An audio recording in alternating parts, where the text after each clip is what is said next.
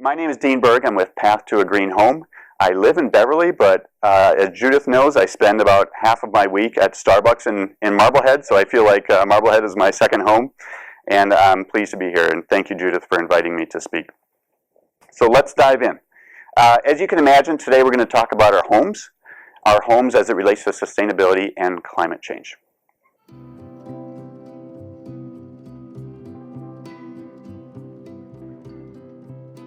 So when we look at our food production in the world, all of the food that is produced for us humans in the world, 33% of that is wasted.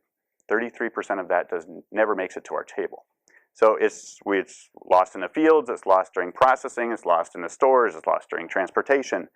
11% of that is wasted by us. 11% of that is wasted in our home. Okay?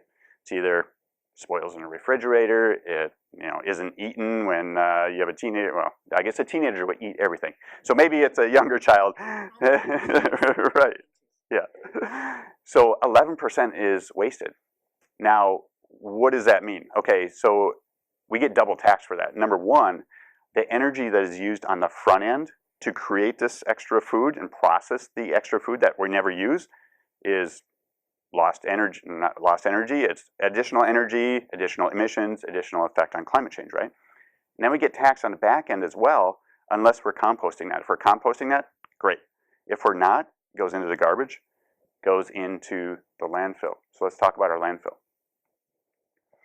Half of our material in the landfills, 51% of the material in our landfills are it's compostable materials. It's food scraps, lawn clippings, paper products, wood, so things that can be composted.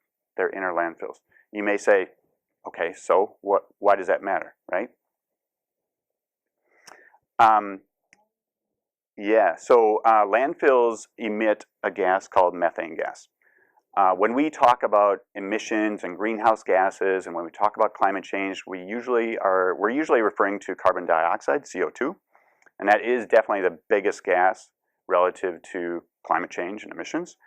But methane gas is another one of those greenhouse gases. It's another one of those gases that impacts climate change. It's literally 28 to 36 times more potent than CO2 or carbon dioxide. Not 28%, but 28 times more potent. So that is pretty significant.